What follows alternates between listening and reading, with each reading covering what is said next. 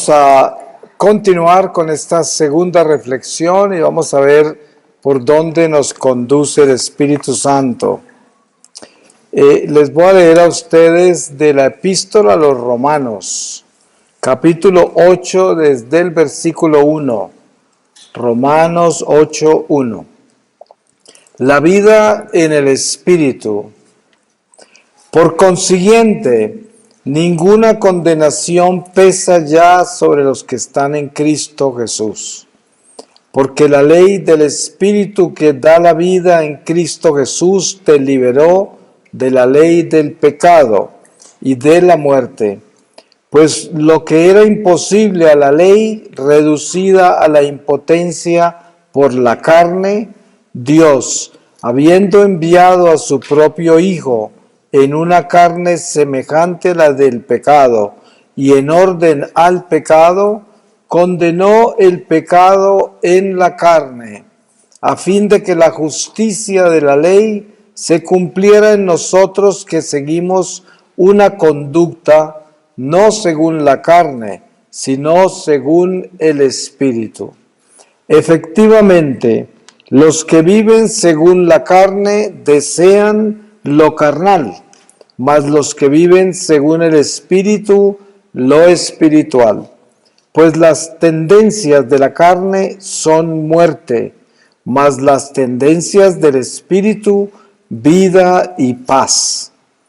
Ya que las tendencias de la carne llevan al odio de Dios, no se someten a la ley de Dios, ni siquiera pueden. Así, los que viven según la carne no pueden agradar a Dios. Mas vosotros no vivís según la carne, sino según el Espíritu, ya que el Espíritu de Dios habita en vosotros. El que no tiene el Espíritu de Cristo no le pertenece. Mas si Cristo está en vosotros, aunque el cuerpo haya muerto ya a causa del pecado, el Espíritu es vida a causa de la justicia. Y si el Espíritu de aquel que resucitó a Jesús de entre los muertos habita en vosotros, aquel que resucitó a Cristo de entre los muertos dará también la vida a vuestros cuerpos mortales por su Espíritu que habita en vosotros. Así que, hermanos míos, no somos deudores de la carne para vivir según la carne. Pues si vivís según la carne, moriréis. Pero si con el Espíritu hacéis morir las obras del cuerpo, viviréis. Palabra de Dios. Entonces, yo pienso que lo que el Espíritu nos está llamando en este momento a reflexionar es sobre las obras de la carne y las obras del Espíritu. Las obras de la carne y las obras del Espíritu. Cada uno de nosotros sabemos que hemos nacido en este mundo material, aquí nos creó Dios. Y entramos después del bautismo y sobre todo cuando tenemos uso de razón y ya somos entrados en los sacramentos y tenemos conciencia del pecado, entramos en una escuela de almas, que es la invitación que hace la Iglesia a aprender a caminar con Dios. Y es una escuela que tiene todos sus grados y estados a medida que vamos viviendo. Ustedes se dan cuenta que hay personas que nacen en la Iglesia Católica que son santos desde niños, ¿no? Es un misterio, ¿no? Hay otros que se santifican después de haber vivido una vida terrible, se santifican ya de adultos. Y en esto vemos un ritmo y una misteriosa voluntad divina en cada ser, que no se puede comparar el uno con el otro. Por eso siempre se dice, cuando uno ve una persona borracha o drogada tirada en la calle, uno no puede decir que ya se acabó esa persona. No, porque Dios aún no ha terminado con esa persona. Uno no sabe que sigue. Sí, porque es una escuela, ¿no? Y el Señor tiene un tiempo con cada alma. ¿Cuántos padres de familia o miembros de una familia están orando por la conversión de los suyos y anhelan esa conversión y a veces desesperan, a veces pierden la paciencia o se preguntan, pero ¿cuándo? Después de tanta oración, después de tanto esfuerzo, ¿cuándo cambiarán? ¿Cuándo escucharán? ¿Cuándo se convertirán? Y aquí viene el secreto de todo esto. San Pablo lo explica muy bien. Él dice, Pablo sembró, Apolo regó, pero solo Dios hace crecer. Tenemos que entender que la última palabra está en el Espíritu Santo. Es el que tiene la última palabra, porque es el que viaja paso a paso con cada uno de nosotros, los bautizados. Porque tenemos que entender que nosotros al recibir el bautismo, o sea, el Espíritu Santo, fuimos escogidos y separados, enlistados en la milicia de nuestra Iglesia Católica, que es el ejército de Dios en la tierra, que está encargado de velar por la salvación de las almas de toda la humanidad entera, no solamente los católicos, de todos los seres humanos, porque nosotros somos instrumentos eucarísticos de reparación y por lo tanto nuestra vida está en Dios por medio de la Eucaristía y esa Eucaristía repara por la salvación de las almas, sobre todo aquellas que no conocen a Dios. Ustedes saben que cuando estamos recibiendo la Santa Comunión y estamos en gracia de Dios, en ese momento hay mucha gente agonizando y mucha gente en peligro de condenarse en ese instante. Y el Señor con esa hostia que estamos recibiendo rescata almas porque somos almas reparadores eucarísticas. Y esto teniéndolo consciente, nos damos cuenta que a nosotros se nos ha dado una gracia extraordinaria para aprender a superar las obras de la carne y vivir en las obras del Espíritu. Según esta enseñanza que nos acaba de dar San Pablo en Romanos, nos damos cuenta cómo él especifica en una forma muy sencilla: las obras de la carne llevan al pecado, las obras del Espíritu nos llevan a Dios. Y eso lo sabemos. Nosotros mismos tenemos una experiencia personal como hijos de Dios bautizados, una experiencia personal con la carne y con el Espíritu. Sabemos cuántas veces nos gana la carne la carrera y nos tumba, y cuántas veces el Espíritu nos rescata y nos eleva a Dios. Por medio de la oración, por medio del ayuno, por medio de la penitencia o mortificación, por medio de una buena confesión, la fuerza de la Eucaristía, la adoración al Santísimo. Todo eso nos eleva, sobre todo las obras de caridad, el amor al prójimo, la oración por la conversión de los demás. Todo eso nos eleva hacia el Espíritu, porque esas son las obras del Espíritu. El tener amor por la humanidad, porque nosotros en el crecimiento espiritual al cual somos llamados, debemos aprender a abrir el corazón a una dimensión tan grande que nosotros sintamos la necesidad de orar por la conversión de todos los pecadores, sinceramente. Porque dentro del rosario, por ejemplo, nosotros colocamos las intenciones que tenemos personales, que nos embargan y que son la prioridad de nuestra oración. Y de repente también agregamos la conversión de todos los pecadores. Pero lo que demuestra un crecimiento espiritual importante en el orante es que esa prioridad que usted tiene en las intenciones que coloca en el rosario debe llegar a ser tan importante como la oración de la conversión de todos los pecadores. Entonces, en ese momento ya podemos detectar un crecimiento espiritual en nuestra vida importante. Es como usted está sentado en un aeropuerto esperando su avión, una estación de tren o de camión, o está en un centro comercial donde hay mucha gente que se mueve alrededor suyo, desconocidos. Y el crecimiento espiritual indica que cuando toda esa gente que circula por allí, que son extraños, es importante para usted ya y ocupan un espacio en su corazón en el amor de Dios, eso demuestra un crecimiento espiritual importante, porque entonces usted está viviendo en las obras del Espíritu. Las obras del Espíritu son el amor de Dios, que me inclina a sentir la necesidad de buscar la salvación de todas las almas, la salvación de toda la humanidad. Eso es importante tenerlo en cuenta, porque dése en cuenta cómo es posible que nosotros podamos envolver toda nuestra vida preocupados únicamente por aquellos que nos duelen, ¿no? La familia, los amigos, nuestros héroes o quien sea que es importante para nosotros, y de pronto toda nuestra religión, todas nuestras oraciones, todas nuestras preocupaciones, nuestras prioridades están enfocadas tan solo en esas personas que nos duelen.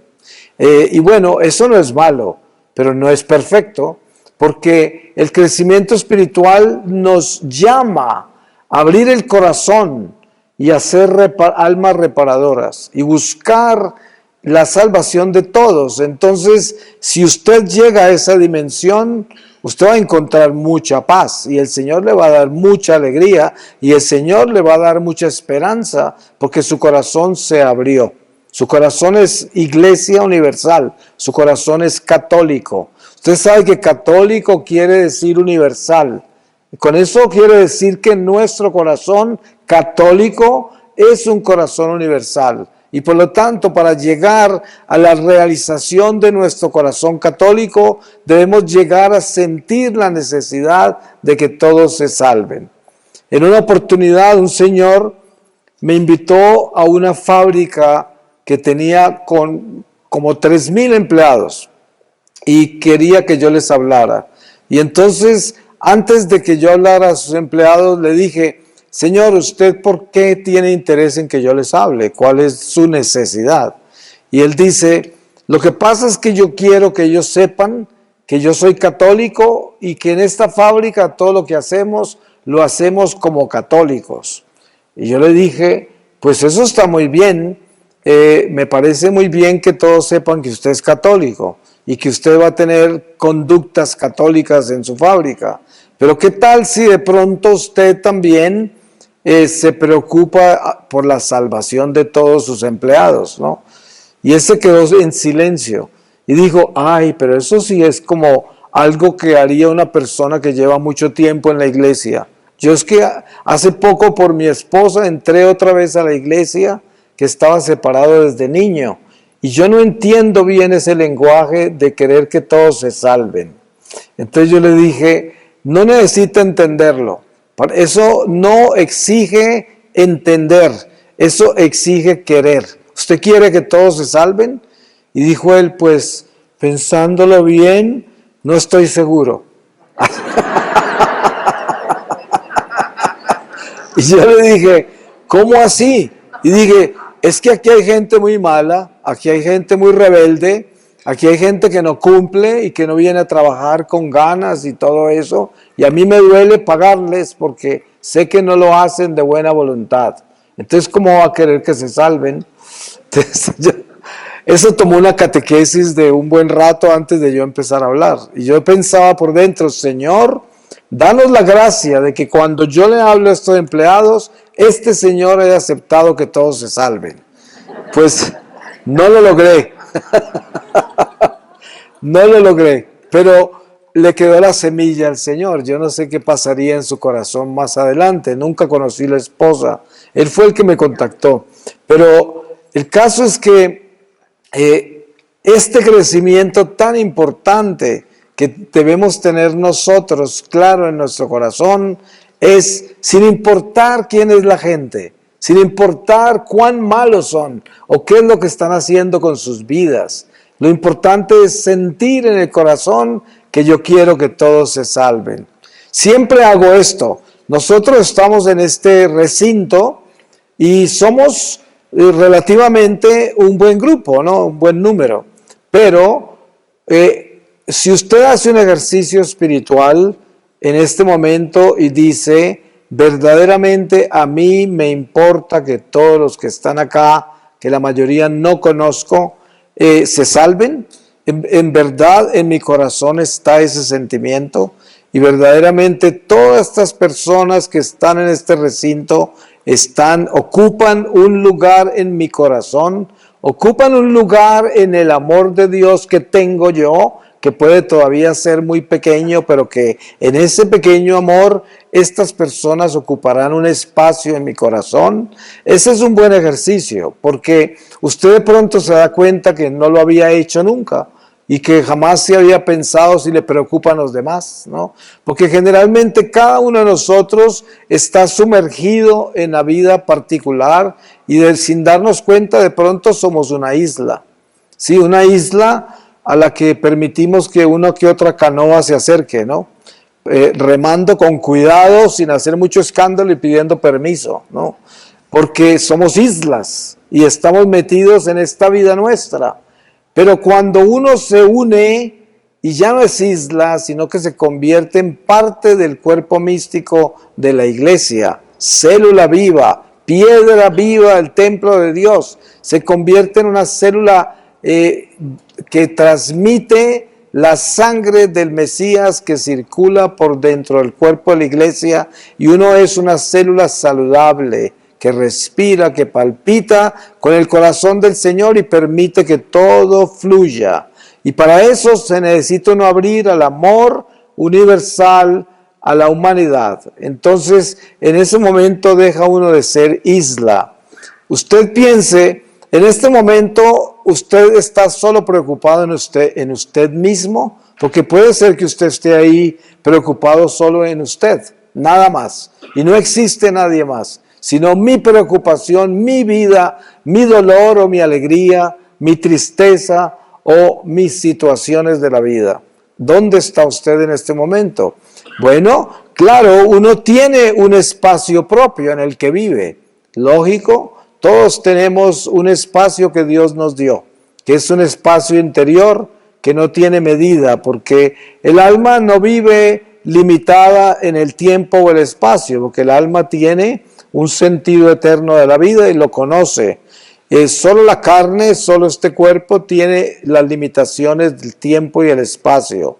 Sin embargo, en nuestros pensamientos podemos, por las obras de la carne, que pueden ser más fuertes que las obras del Espíritu, podemos terminar encarcelando nuestra alma en medio de limitaciones. Y por eso mucha gente termina como una isla, porque se limita, se cierra, se coloca entre paredes su propia alma, cuando el alma es libre, no tiene límites, no vive en el tiempo ni en el espacio. En cambio la carne sí. Por eso distinguir cuáles son las obras de la carne y cuáles son las obras del Espíritu es importante tenerlo claro. Y por eso un buen ejercicio para hacer es, donde quiera que usted esté, mire toda la gente que circula por su lado o la gente que se le viene a su pensamiento y pídale a Dios que en su corazón sinceramente usted desee la salvación de esas personas. Cuando uno va a un funeral, por ejemplo, hay gente que me pregunta a mí, ¿usted me podría recomendar un retiro muy bueno que me dé una concientización profunda de mi vida con Dios? Y yo les digo, el retiro más importante de su vida es un funeral. Es el retiro. Hay mucha gente que se sorprende que diga eso, pero es que miren, cuando uno va a un funeral, y especialmente si es de un ser querido, uno se encuentra con la profundidad de la realidad de esta vida. Se encuentra con cómo es de corta esta vida, para empezar, y también con nuestra mortalidad. Siempre le digo a la gente, cuando usted esté en un funeral, no se le olvide, usted es el próximo. Sí. Sí, ahí está alguien en ese ataúd, pero ¿y usted qué? ¿Usted qué piensa? Usted es el próximo. Porque la muerte no llama por edades, la muerte llama, cuando a usted le suena la campana. Entonces, un funeral es un ejercicio espiritual importantísimo, porque uno se da cuenta que esa persona que uno tanto ama, que está ahí ya, que ya partió, esa persona estaba compartiendo con uno la vida temporal hace poco y ya se fue. Pues eso quiere decir que uno también se va a ir en cualquier momento. Y no puede olvidarlo, no puede olvidarlo. La gente se olvida de eso. En los funerales se oye la gente hablar de el difunto y esto, como si fue él el que se murió y nosotros no tenemos nada que ver con la muerte. No, él se murió. Y ay. Todos los ayes. ¿Y yo qué? ¿Acaso no soy yo el próximo? Pues hay que pensar que estamos en lista de partida, todos. Y sobre todo entender que no morimos. Eso es lo más importante. Lo más importante del funeral es llegar a la realidad de que no morimos, sino que nacemos a la vida eterna. Eso es lo más importante, porque teniendo eso claro, ese funeral se convierte en algo importante, no en algo trágico, sino importante. Por eso, el mejor deseo, el deseo más grande que podamos tener por el prójimo es llevarle a Dios a la gente. No hay nada más importante que usted pueda hacer. El apóstol dice, no hay nada que repare los pecados con más velocidad en su vida que llevarle a Dios a la gente. Si usted quiere darle el mejor regalo a sus hijos, bueno, es importante que de pronto usted les dé una seguridad económica. Es importante que usted ayude a que se eduquen. Todo eso sirve, claro. Pero lo más importante es que usted les dé a Dios. Un hijo sin Dios, no importa lo que consiga en este mundo, de nada sirve. Porque si usted no les da a Dios, esos hijos están huérfanos de Dios, esos hijos están en peligro, esos hijos van a ser carne para el mundo. Eso es lo que van a hacer. Y no van a tener una vida más que emocional, una vida eufórica, una vida de emociones, pero no una vida espiritual, porque va a ser una vida carnal, una vida que está sujeta a los eventos naturales y nada de la vida sobrenatural de Dios en el corazón. Por eso es importantísimo tener claras las obras de la carne y las del espíritu. A la familia hay que darle lo mejor, y lo mejor que hay que darle es a Dios, es lo mejor. ¿Y cómo se lleva a Dios a los demás? La única forma de llevarle a Dios al prójimo es cuando Dios verdaderamente habita en nuestro corazón, porque las palabras no sirven necesariamente cuando las palabras no son coherentes con mis actos, no son coherentes con mi conducta. Hay mucha gente que se la pasa en la iglesia y como dice el refrán, ovejas en iglesia, lobos en la casa. Y cuando llegan a la casa son una monstruosidad. Y la gente en la casa dice, no me interesa la religión de mi madre, porque está en la iglesia todo el día y aquí nos viene a morder a todos, ¿no? Entonces, llevarle a Dios a la gente es llevar el amor de Dios, la compasión, la caridad, la paciencia, la tolerancia. Todo eso tiene que ser atributos, virtudes que brillan en el corazón del hombre para que la gente se enamore de Dios. Miren que nosotros en nuestra comunidad tenemos un ministerio de jóvenes y cuando yo comencé ese ministerio con los jóvenes, yo había tenido una experiencia viajando por otros países en la iglesia de ministerios de jóvenes que cuando llegaba un joven tatuado con piercing y la ropa de música de rock metálico y esto y lo otro, inmediatamente los demonizaban, los exorcizaban, es decir, una cosa que a mí me incomodaba mucho, porque yo también vengo del mundo y vengo del rock and roll y todo eso, y ahí me parecía, aunque no tuviera piercing, ni tatuajes, ni nada de eso, de todas maneras, yo vine a la iglesia desde ese mundo, ¿no? Entonces yo dije, aquí hay algo que no está bien.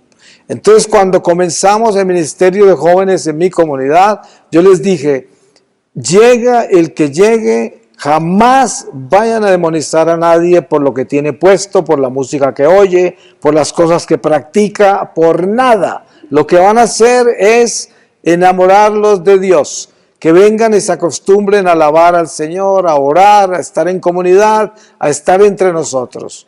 Y cuando el Espíritu los tome y ellos se acostumbren a estar con Dios y a venir a orar, ellos mismos sabrán qué hacer con sus tatuajes, sus piercings, sus ropas, su música, porque el Señor mismo los va a dirigir. Pero que los hagan ellos, porque ellos lo decidieron, porque ellos se dieron cuenta, porque ellos lo descubrieron. Y esa es la forma más hermosa de llevarle a Dios a la gente. Llevarle a Dios a la gente es llevarle la luz que uno lleva en el corazón para que ellos se iluminen, se inspiren y para que ellos tomen decisiones sobre la vida con esa luz. Pero no con mi juicio, no con mi demonización de las cosas que los demás hacen. Porque uno encuentra gente en la iglesia que anda mal. Hay personas practicando yogas, enneagramas, reikis y quién sabe cuántas cosas de la nueva era. Y uno no necesariamente tiene que venir a decirle, ojo, ojo, eso es del diablo, ¿no? Eso no funciona, que mínimo te dan una pedrada, ¿no? Sí, y salen furiosos también. Y muchos terminan odiando a la iglesia por eso. Pero lo que hay que hacer más bien es el cariño, el amor, la caridad y compasión y darse cuenta de que esas personas terminan preguntando, ¿usted qué piensa de esto? Ya uno puede hablar y puede con propiedad contestar y si no tiene la respuesta no la dé, no se la invente, que eso es muy peligroso, ¿no? Porque uno puede decir, ay, yo oí por ahí que eso es del diablo, pero no puede explicarlo, pues no abra la boca, ¿no? Dice, no sé, yo no le sé responder. Pero este respeto tan importante que debemos tener por cada uno en la iglesia y sobre todo con los que están afuera de la iglesia, es vital en llevar el evangelio a todos, que es el amor de Dios. El amor de Dios. Es importante compartirlo con los hechos, que yo pueda ser aquel que camina con lo que hablo, que camina así como hablo. Que yo pueda al caminar llevar la palabra que estoy predicando. Y es importante hacer eso. Miren ustedes la responsabilidad tan grande que hay para una persona como yo que está hablándoles a ustedes. El mismo apóstol dice, ay del que se atreve a venir a hablar de Dios, a venir a exhortar, a venir a llamar a la gente a obedecer si no está haciendo eso. A ese le van a dar más duro, a ese le van a juzgar más duro. Por eso uno nunca puede hacerlas de maestro, de predicador, de exhortador. Si uno no está haciendo eso, si la vida de uno no es ese testimonio, porque el diablo te hace pedazos. El diablo dice, ajá, hipócrita. Te voy a mostrar que aquí no vienes a mecerme y a tratar de quitarme almas si tú eres uno de los míos, ¿no? Entonces, es como la mafia, ¿no? La mafia no quiere que sus mafiosos anden con la policía. Pues claro que no, porque los consideran informantes y terminan matándolos. Y así es el diablo. Si alguien está en pecado, tiene el corazón torcido y está parado aquí hablando de Dios y llamando a la gente a convertirse, ese mismo diablo lo acaba, ¿no? Porque así es. Nosotros para poder enfrentarnos a las tinieblas y tratar de que los demás tengan luz para que se salgan de las tinieblas, yo tengo que estar muy paradito en la luz, porque de lo contrario el diablo me acaba. Y esto hay que tenerlo claro. ¿Cuánta gente hay sirviendo en las parroquias y están como servidores, lectores de la palabra, ministros de la Eucaristía, sacristanes, quién sabe cuántos oficios? Y andan con esos corazones mal, están en pecado muchos. Eso es grave, muy grave. Uno nunca se debe atrever a dar pasos hacia el altar, a hacer nada si uno no está en gracia. Nunca. Y yo le digo a la gente, no hagan cosas así. Miren que del Padre Pío hay testimonios, por ejemplo, de un día que estaba orando, haciendo sus oraciones de las horas de la liturgia de los sacerdotes. Y a él le daban permisos de quedarse solito a veces y no compartir con la comunidad cuando pasaba por muchos dolores, porque él estaba estigmatizado. Y estaba solito en el coro de la iglesia y sintió un ruido al lado del altar y se cayó algo. Y el padre, que era un poco de temperamento difícil, gritó: ¿y quién está ahí? Porque nadie estaba supuesto a estar ahí, todos debían estar en el comedor. Y era un alma del purgatorio, un monje que había sido servidor del altar. Y según entiendo, estaba en el purgatorio por todas las cosas que hizo en el altar que no debía haber hecho. Y estos son ejemplos de cómo es que nosotros debemos tener una conciencia clara de que no podemos dejar que las obras de la carne intervengan en las obras del Espíritu. Si yo me atrevo a testificar, a evangelizar, a buscar que otros se conviertan, pues yo debo estar convertido. Y yo debo estar comprometido con mi conversión. Porque sabemos que la conversión en plenitud no se da hasta la muerte. A nosotros nos toca levantarnos todos los días a convertirnos, porque todos los días es una batalla entre el bien y el mal. Y nosotros todos los días tenemos que darle el fiat, el sí al bien, y asegurarnos que vamos a caminar por el bien hoy, porque estamos llenos de tentaciones, de emociones, de pasiones, de ideas, de toda clase de situaciones que nos pueden llevar a cometer errores.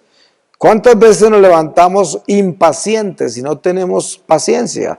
Y faltamos a la caridad a la gente simplemente porque estamos pues de mal genio, ¿no? Como se llame. Y esto hace que nosotros faltemos a la caridad y cometamos errores que le pueden hacer daño a otros. Porque uno nunca se imagina el daño que le puede hacer una otra persona con cosas que para uno son insignificantes, pero para otros son letales. ¿Sí? Una palabra que no tenga amor puede hacer el daño más increíblemente grande y una persona que puede quedar herida y cuando le cuenta a uno ni lo puede creer. Eso te ofendió y eso te dejó así de mal por tanto tiempo y uno ni siquiera lo entiende. Pero es porque esa palabra era una palabra sin amor, una palabra sin cuidado y sin responsabilidad.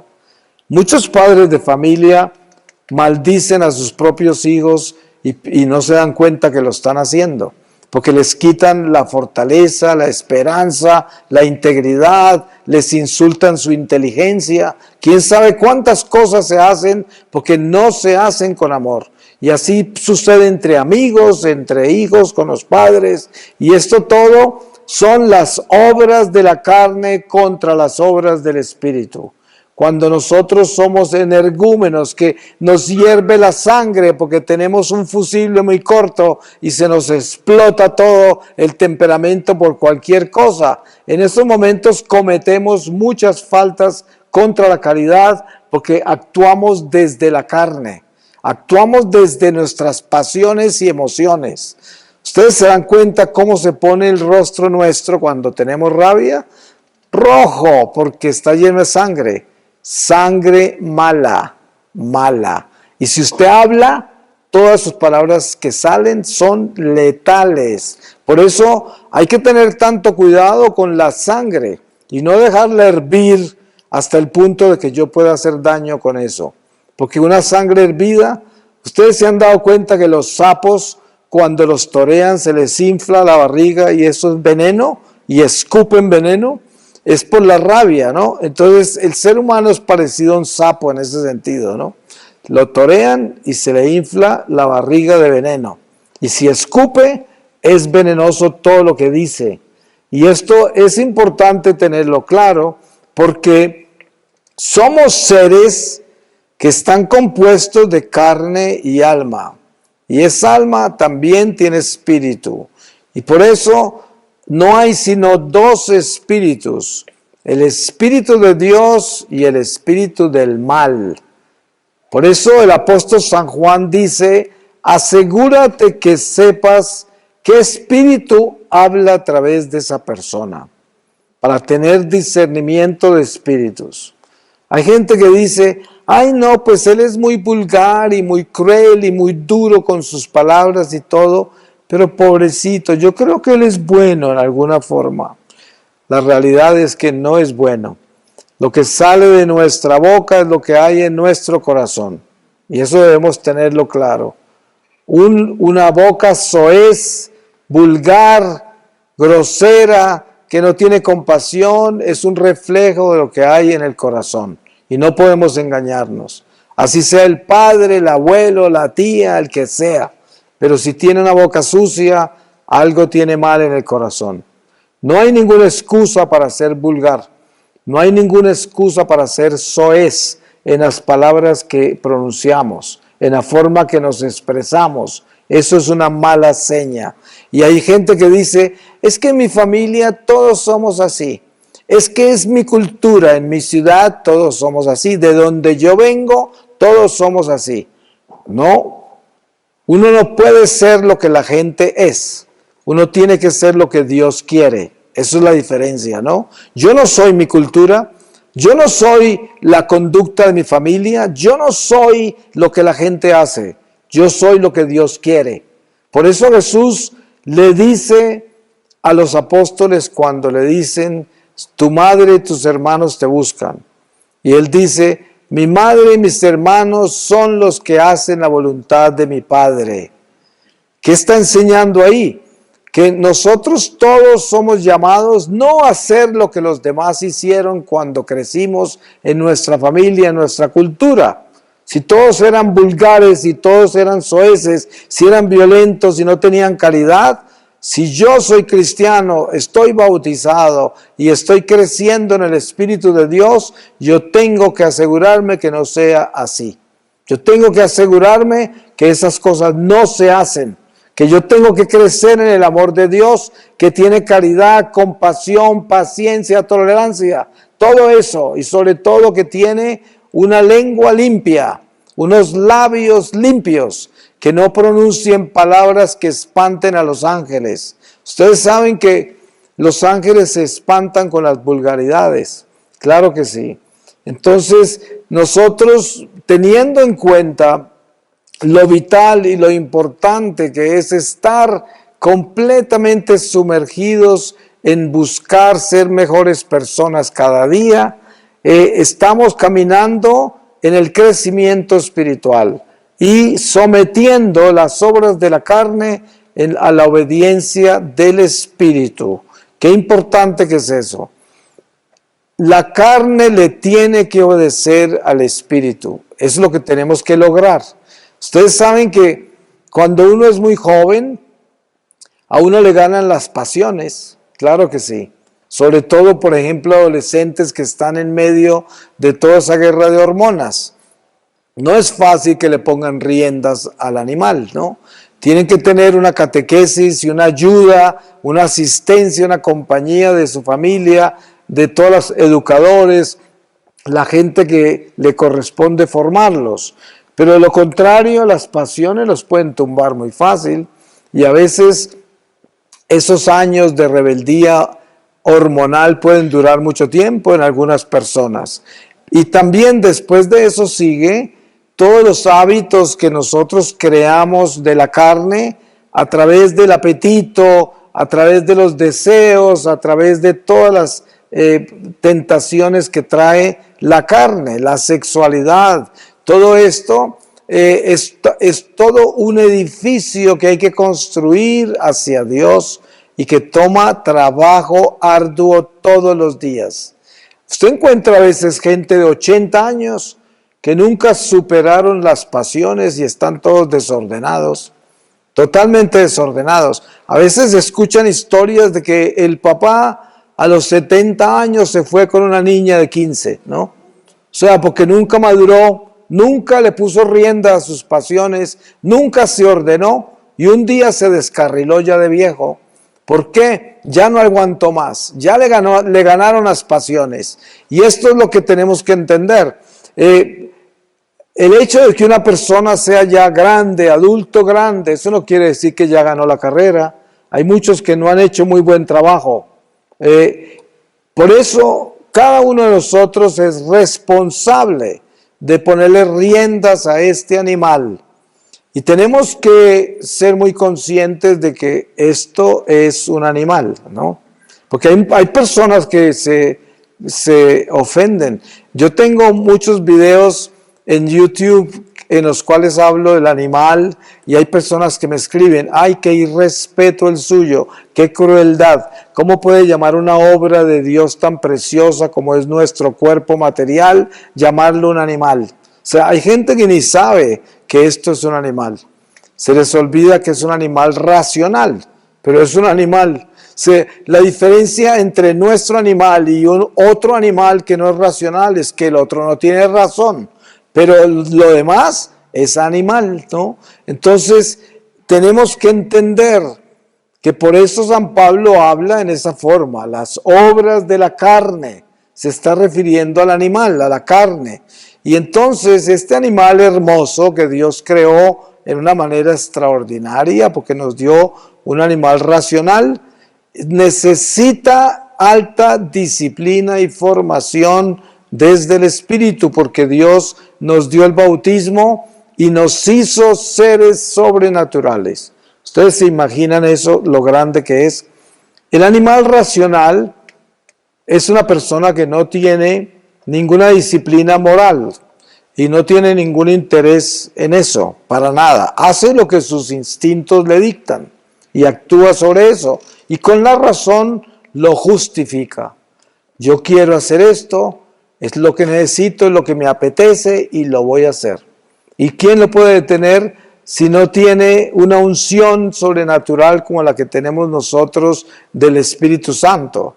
Pero nosotros tenemos el Espíritu de Dios. Por lo tanto, si la carne está hirviendo y quiere hacer algo malo, yo tengo la unción que Dios me dio para decir no, no, no. Eso no lo voy a permitir. Voy a amarrar este animal para que no siga inclinándose para ese lado. Y si de repente lo tumba uno, pues a confesarse. Y por eso tenemos todas estas herramientas tan poderosas que Dios nos ha dado. Pero sabemos que tenemos un animal racional que es rebelde, que patea, que hace cosas que no debe, que desea cosas que no debe, que piensa cosas que no debe. Eso lo sabemos todos. Entonces, ¿qué tenemos que hacer? Cada día tenemos que crecer más en la disciplina espiritual. No hay nada, absolutamente nada, que traiga más gozo que la disciplina espiritual. Porque una persona que tiene su animal bien ordenado, es un buen jinete sobre su caballo y lleva engalanada su vida, marchando como todo un caballero o como toda una dama que lleva su bestia bien ordenada, y esa persona tiene paz, tiene gozo, tiene fortaleza, tiene esperanza y además inspira a los demás, los inspira, porque es muy bonito ver eso.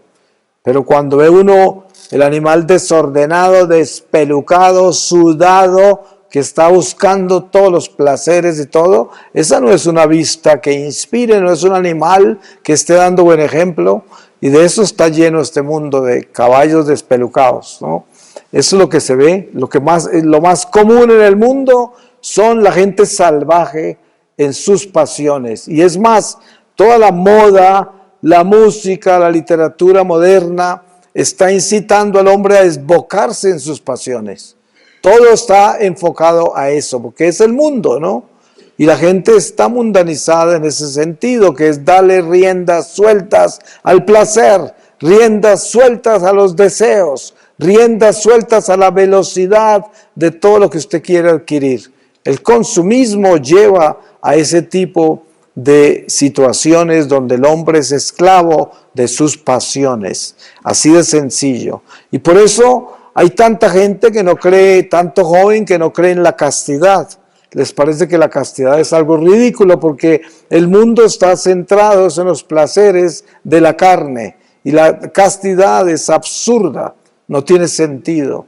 Pero cuando entramos en estas disciplinas del espíritu para sujetar la violencia, las pasiones desordenadas de la carne, empezamos a conocer la verdadera paz. Porque no hay nada que dé más paz que eso, que cuando estamos en comando de la naturaleza inferior y le tenemos riendas puestas. En esa forma caminamos en orden, caminamos con Dios y somos fortaleza para el prójimo. Porque cuando a uno le habla a la gente, a los jóvenes, si le habla uno de castidad, ellos le preguntan, pero eso cómo se hace, ¿no? ¿Usted lo ha logrado? Eso es lo que preguntan. ¿Usted lo ha logrado? Sí, hay que ser testigo de eso. Si uno está pidiéndole a los demás algo, es como Jesús hablaba de los fariseos y decía, ustedes les ponen cargas a los demás que ustedes mismos no pueden llevar. Ese es el fariseo, ¿no? Entonces yo no puedo llegar aquí a decirle a un joven, hay que ser casto, si yo no soy casto, si yo no tengo conocimiento de eso, si yo no tengo pruebas de que eso se puede hacer. Sí, hay cosas que son exigentes, pero usted lo ha hecho. Es como, yo le digo a la gente, si usted fuma y le aconseja a los demás que no fumen porque fumar es peligroso, pues bueno, eso no está mal, pero eso no tiene autoridad moral. Porque la gente que lo ve fumando a usted y aconsejando a los demás que no fumen, pues ¿qué autoridad puede tener usted sobre eso? No tiene. De pronto alguien le pone cuidado a su consejo porque dirá, pues si este fuma y dice que esto es malo, pues seguramente sabe y se está matando solo. De pronto le sirve eso. Pero la realidad es que tendría más autoridad si usted dice, fumar es malo. Yo fumé mucho tiempo y lo dejé, porque estoy seguro que no debo fumar, porque eso me hace daño. Eso tiene autoridad. Si yo hablo de la castidad, de la pureza, de estar alineando mi cuerpo perfectamente en la pureza, en la obediencia a Dios y teniéndole la guardia puesta a mi sexualidad, pero yo lo estoy haciendo. Cuando yo hablo de eso, hablo con autoridad moral. Y eso tiene fuerza. Eso tiene autoridad. Y por eso todo lo que hagamos con relación a la carne, si le estamos enseñando a otro, si estamos aconsejando a otro, si nosotros lo hemos hecho, eso tiene fuerza, eso tiene autoridad, porque el otro puede ver que sí se puede hacer, sí se puede hacer. Mucha gente me pregunta a mí cómo hice para dejar mis vicios que tenía antes de mi encuentro con el Señor. Porque antes de que el Señor me pasó por el cernidor en ese secuestro que tuve donde Él se me apareció, yo era un hombre del mundo, totalmente del mundo. El alcohol, las drogas, la promiscuidad, el hambre por el dinero, el poder, la fama, todo eso era mi vida, todo eso. Y de pronto vuelvo después de ese encuentro con el Señor y comienzo esa batalla para dejar todo eso. Y no es que hoy sea un santo, no vengo aquí a pretender. Todos los días más vale que me levante a convertirme. Sin embargo, esos vicios que tenía los dejé. Y cuando me preguntan, ¿cómo hizo? Yo dije, bueno, yo llegué un día a encontrar una realidad que era imposible de ignorar. Y era que tenía que decir no y se acabó. Como dice San Juan Bautista, el hacha está puesta a la raíz. Arrepentirse y confesar los pecados es el llamado del Señor. Ahora, a mí me tocó ponerle el hacha a la raíz y decir, no más fumar, no más tomar, no más drogas, no más promiscuidad, no más avaricia y deseos desenfrenados del materialismo. Todo eso me tocó ir tumbándolo uno por uno, pero fueron decisiones personales que yo tomé, decisiones. Uno decide, no más, y ya, no más, se acabó, y así es como termina todo. Hay casos extraordinarios en los cuales un vicio ha creado dependencias ya químicas como la heroína. Hay drogas que le tocan pasar por un tratamiento a una persona para liberarse de esas adicciones. Pero yo no tuve, gracias a Dios, ninguna adicción de esas que necesitara tratamiento. Todos mis vicios fueron vicios que los podía dejar así. Decir, no más alcohol, no más cigarrillo, no más promiscuidad, todo eso. Y esas son decisiones que se toman. Y yo le digo a la gente que está enredada en esas cosas, se puede hacer. Porque uno encuentra gente por ahí, yo viajo por todas partes y vuelvo y me encuentro muchas personas de las que vi la última vez en la última misión, y a veces les pregunto, ¿cómo va? Dice, ahí voy, ahora miento un poquito más, fornico un poquito menos, ¿no? Estoy ahí como en una lucha, hay cosas que se aumentan, otras que se disminuyen, ahí voy. Pues ahí va derechito al infierno si se muere así. Esa no es la forma de vivir la fe. Cuando usted ha escuchado la verdad, ya no tiene excusa. Usted tiene que hacerlo. ¿O qué se va a quedar toda la vida escuchando la verdad? Hay gente que vive como en un turismo religioso. Viven de retiro en retiro, de conferencia en conferencia, de peregrinación en peregrinación. Están en todo, en todas partes. Y ese corazón duro sin cambiar. Siempre con las mismas preguntas, siempre con esos deseos de saber cuál será la voluntad de Dios en mi vida. Cuando la única voluntad de Dios en la vida nuestra es nuestra santificación, como dice San Pablo. A Dios no le importa que usted quiera ser bombero, torero o lo que usted quiera hacer, o carpintero. Él camina con usted en lo que usted decide, Él camina con usted, pero Él quiere que usted se santifique haciendo lo que quiere hacer. ¿Quiere ser bombero? Pues hágalo y santifíquese como bombero, lo que quiera hacer. A Él no le importa, pero hay gente que quiere saber si Dios quiere que yo sea bombero, ¿sí? En eso no se mete el Señor, en eso no actúa. Pero sí actúa en algo que es lo más importante para nosotros. Necesitamos buscar nuestra santidad. Esa es la voluntad de Dios. Dios quiere que todos nos salvemos. Esa es su voluntad. Por lo tanto, Dios quiere que nosotros seamos santos, porque solo los santos entran al cielo. Y la gente no sabe que la santidad se consigue con la decisión. Si yo decido ser santo, ya comencé. Porque es que hay gente que no decide eso. Yo conozco personas a las que se les invita a pedirle a Dios que les dé la santidad y dicen, ay, eso es como difícil, ¿no? Porque algo en mí despierta una gran pereza de hacer eso. Porque ¿qué será mi vida buscando santidad? Pierdo como la gracia de todo lo que hago, porque ya nada va a tener gracia. Todo va a ser tan estricto, todo va a ser tan radical, entonces, ¿qué clase de vida voy a vivir? Así piensa mucha gente, porque están hablando desde la carne, porque están hablando desde los placeres que da este animal, porque si se elevaran un poco, se darían cuenta que eso es lo único que trae paz y que trae esperanza y gozo en esta vida, decidir ser bueno. Por ahí empieza la santidad. La santidad empieza con decidir dejar el mal y dejar el pecado. Decidir ser bueno. Ahí comienza, con eso. Y ahí se va uno enfrentando a las cosas malas que hay en uno. Las malas tendencias, las malas ideas, los malos deseos, las malas conductas, las malas costumbres. Y uno comienza a tumbar monte.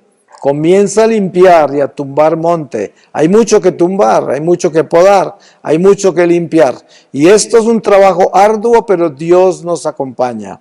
Si ustedes quieren saber cuál es la alegría más grande del cielo, es cuando uno decide ser bueno, de verdad, ser bueno. Porque hay personas que piensan que ser muy religioso es ser bueno. Entonces hay personas que son muy religiosas, oran mucho, siempre están en la iglesia, tienen hasta caridad con los pobres, todo eso, y creen que eso es ser bueno. Y no se dan cuenta que la religión no salva a nadie. La religión es la ley, y la ley nunca salvaba a nadie. Nosotros necesitamos el cambio del corazón.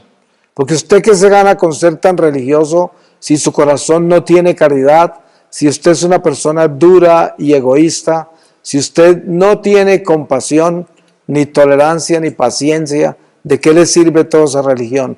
¿De qué le sirve cumplir con la ley? De nada. Lo único que verdaderamente trae el cambio en el ser humano es la decisión de ser bueno, que está constantemente en vigilancia, asegurándose de que todo lo que piensa, lo que siente, lo que dice, lo que desea, viene en el bien. Y es buscando la voluntad de Dios en todo lo que uno siente y es. Y eso ayuda porque eso me va construyendo en una mejor persona. Me va construyendo en una persona espiritual. Porque eso es lo que necesitamos ser, personas espirituales. Y la persona espiritual se da cuenta que es espiritual, como dijimos al principio, por el amor que le van haciendo por todos, por el prójimo. Uno se da cuenta, la gente que ama al prójimo, por la forma en que se comportan. Yo muchas veces he tenido experiencias en mis viajes de gente desconocida en aeropuertos, en cualquier lugar, que están listos a servir, sin conocerlo a uno ni nada. Se le cae algo, corren a entregárselo, preguntan, ven una persona triste, se acercan, cualquier situación, siempre están con ese espíritu de amor, de servicio a todos. Y uno ve la gente sin amor, la gente indiferente, que se les puede caer al lado el que sea y que esté muriéndose ahí y ni lo miran, porque no tienen absolutamente ni una gota de amor por nadie. Y esto es, ¿no? Esto es lo que debemos tener siempre en vigilancia, que nosotros tengamos la seguridad de que nuestro corazón está creciendo en el amor de Dios, en todo lo que hagamos. Y Dios nos va a ayudar, porque el Señor es pronto a ayudarnos a los buenos sentimientos, a las buenas ideas, a las buenas intenciones. Ahí está el ángel del Señor. Usted tiene una buena idea, usted quiere arrepentirse y pedir perdón, usted quiere dejar de preocuparse por cosas que no son necesarias en su vida, ahí está el ángel de Dios para ayudarlo siempre. Y sabemos que cuando usted tiene odio, venganza, resentimientos, ahí está el ángel, pero el ángel caído, el ángel con cola, ¿no? Ese está ahí. Cuando usted está en el lado equivocado, ahí está también el caído apoyándolo a usted. Pero necesitamos tener claridad sobre esto para que entendamos que nuestra vida es una batalla espiritual y que nuestra vida es una escuela de almas y que todos los días debemos caminar con esa conciencia para que logremos llegar a recibir la corona del Señor, como dice San Pablo. Al final de esta vida no hay sino dos realidades. Durante esta vida nosotros solo estamos descendiendo o ascendiendo, no hay otra dirección. Y cuando usted muere, usted queda donde iba, tanto como descendió, tanto como ascendió. Si va por el bien, por la luz, está ascendiendo y queda tan alto como logró llegar en el amor que nació en su corazón. Si no está en la luz y está en el desamor y en el mundo y en la carne, va descendiendo. Y cuando sale de este cuerpo, llega allá hasta donde descendió. Es una realidad inevitable y que no tiene solución una vez que usted muere. Por eso hay que estar tan conscientes de qué es lo que estamos haciendo hoy. ¿Usted siente en su corazón que está ascendiendo o usted siente en su corazón que está descendiendo? Tiene que ser muy sincero, porque todavía es tiempo de cambiar de dirección si necesita cambiar de dirección. O también es tiempo de aumentar la capacidad de elevarse para que se llene más de luz mientras que está acá. Como dice San Pablo, mientras vivamos el día que se apellida de hoy, que quiere decir esta vida temporal.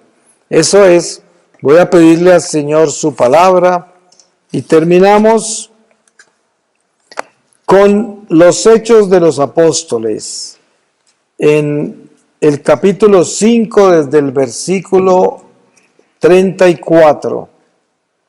Y dice, intervención de Gamaliel. Entonces se levantó en el Sanedrín un fariseo llamado Gamaliel, doctor de la ley, con prestigio ante todo el pueblo. Mandó que hicieran salir un momento a aquellos hombres y les dijo, israelitas, mirad bien lo que vais a hacer con estos hombres, porque hace algún tiempo se presentó Teudas, que pretendía ser alguien, y al que siguieron unos 400 hombres, fue muerto, y todos los que le seguían se disgregaron y quedaron en nada. Después de en los días del empadronamiento, se presentó Judas el Galileo, que arrastró al pueblo en pos de sí. También pereció, y todos los que le habían seguido se dispersaron. Ahora pues os digo, desentendeos de estos hombres y dejadlos, porque si este plan o esta obra es de los hombres, fracasará. Pero si es de Dios, no conseguiréis destruirlos. No sea que os encontréis luchando contra Dios. Y aceptaron su parecer. Entonces llamaron a los apóstoles y después de haberlos azotado, les intimaron que no hablasen en nombre de Jesús y los dejaron libres. Ellos marcharon de la presencia del Sanedrín contentos por haber sido considerados dignos de sufrir ultrajes por el nombre del Señor. Y además, ni un solo día cesaban de enseñar en el templo y por las casas y de anunciar las buenas nuevas que Jesús es Cristo. Palabra de Dios. Y esto es la conclusión de este día, ¿no? Nosotros somos mensajeros de las buenas nuevas del Evangelio. Y los mensajeros del terror religioso, del miedo, no son mensajeros del Evangelio, sino que llevan el espíritu del mal. Y eso lo debemos tener muy claro. Todos estos conspiranoicos que llaman y toda esta gente que siembra miedo sobre el final de los tiempos, el castigo de Dios, todas estas cosas son absurdas y no vienen de Dios. Porque el Señor quiere enseñarnos a nosotros que este mundo, como dice San Pablo también, la creación gime en dolores de parto esperando su libertad. Entonces, claro, habrán terremotos, tsunamis, volcanes que se desplazan en toda clase de erupciones y pasarán hambrunas y guerras, habrá de todo. Es el mundo, así es el mundo. Y eso no nos puede asustar, ni nos puede llevar a que ya se acabó todo, nada. Nosotros tenemos que caminar con esperanza, con paz y sabiendo que somos hijos de Dios y que no vamos a morir y que la muerte es nuestro nacimiento. Y por eso que nadie nos quite la esperanza y nos asuste con los eventos de este mundo. Que no nos dejemos asustar por los planes que tienen los hombres del mundo, con el nuevo orden mundial, con la marca de la bestia, con no sé cuántas, todo eso es basura. Eso no sirve para el pueblo de Dios porque nosotros no caminamos asustados. Nosotros caminamos con un espíritu de fortaleza que Dios nos dio. Y nada nos puede doblar, nada nos puede intimidar y a nada le debemos tener miedo. A nada ni a nadie. Amén. Amén. Pues que Dios los bendiga y le doy gracias a Dios por la oportunidad que nos dio de reunirnos en este día. Seguimos muy unidos en oración y confiando en que el Señor nos mantenga fuertes y que nos mantenga como testigos de la luz para que ayudemos a tanta gente de nuestra propia iglesia que anda tan confundida por ahí, que anda escuchando tanta basura, porque lo único que debemos nosotros escuchar es el Evangelio, que es donde está nuestra guía. Ahí está todo. No necesitamos ponerle oídos a nada más. Amén.